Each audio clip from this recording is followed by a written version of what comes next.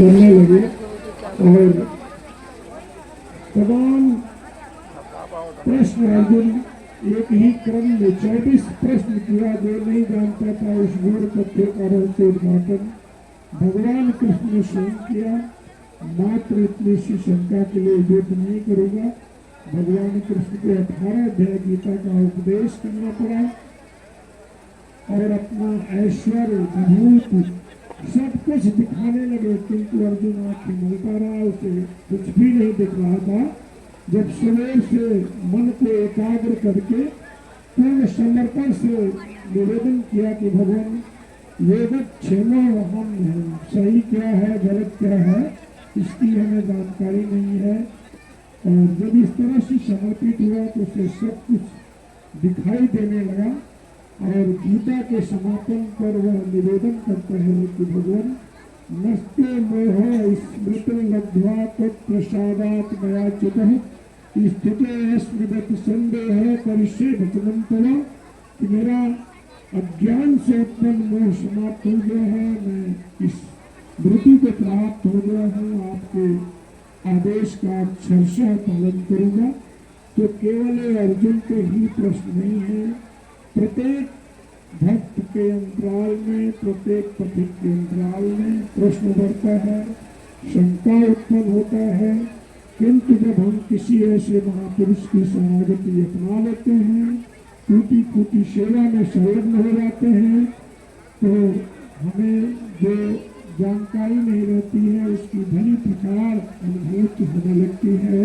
क्योंकि उन गुरु महाराज के द्वारा बताए गए मंत्र का जब हम जाप करते हैं, मंत्र जाप मम दृढ़ विश्वासा पंचम भक्त सुवेद प्रकाशा, यह उपदेश भगवान राम ने सबरी माता सबरी के आश्रम में जब भगवान राम आते हैं तो सबरी ने अपना परिचय दिया था कि मैं अधम हूँ, नारी हूँ, शूद्र हूँ, जड़ हूँ, तमाम दलील प्रस्तुत किया। इस पर भगवान राम ने कहा कि सबरी हमें जाति पाति ऊंच नीच छुआछूत इससे कुछ भी लेना देना नहीं है। मैं तो केवल एकमात्र भक्ति के रिश्ते को मानता हूँ। और नौधा भक्ति के अंतर्गत बताया कि प्रथम भक्ति संतन कर संगा, दूसर रति मम कथा प्रसंगा। भक्ति का पहला सोपान यहीं से आरंभ होता है कि हम संतों का संग करें। संतों का संग करेंगे तो उनके द्वारा कथा प्रसंग श्रवण करने को मिलेगा, जिसका सार ही निकलेगा कि गुरु पद पंकज सेवा, तीसरा भक्ति नाम, चौथ भक्ति मम गुण गण करे कपट जिगान, जिसका सार ही निकलेगा कि गुरु महाराज के चरण कमल में प्रीति और उन परमात्मा के नाम का गुणगान संकीर्तन और मंत्र जाप मम दृढ़ विश्वासा पंचम भक्ति सुवेद प्रकाशा। जब इस तरह से उन गुरु महाराज के द्वारा बताए गए नाम मंत्र का जाप करते हैं तो हमारे अंदर धीरे धीरे साधुता का गुरुभ्रम आने लगेगा। शील अर्थात साधुता के गुरुभ्रम का आ जाना ये भक्ति का छठा सोपान है। सातों सम मोहि मैं जग देखा, मोटे अधिक संत कर देखा। सर्वत्र उन प्रभु का ही वास दिखाई देना।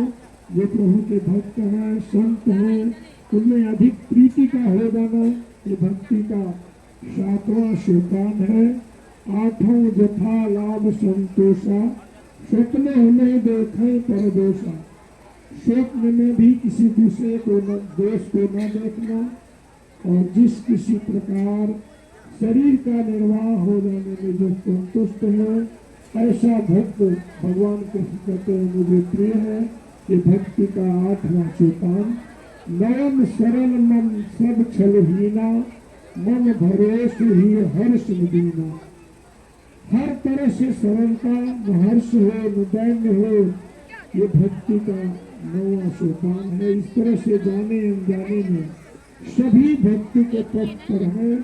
कोई एक सीढ़ी आगे तो कोई एक सीढ़ी पीछे है सभी भक्ति के पथ पर। इसी भागवत गीता में भगवान कृष्ण ने कहा है कि सृष्टि में न तो मेरा कोई प्रिय है और न तो कोई अप्रिय, किंतु जो मेरा आनंद भक्त है वह मुझ में है और मैं उसमें हूँ। यही मेरा एकमात्र नाता है। प्राय समाज में बहुत सी भ्रांतियां हैं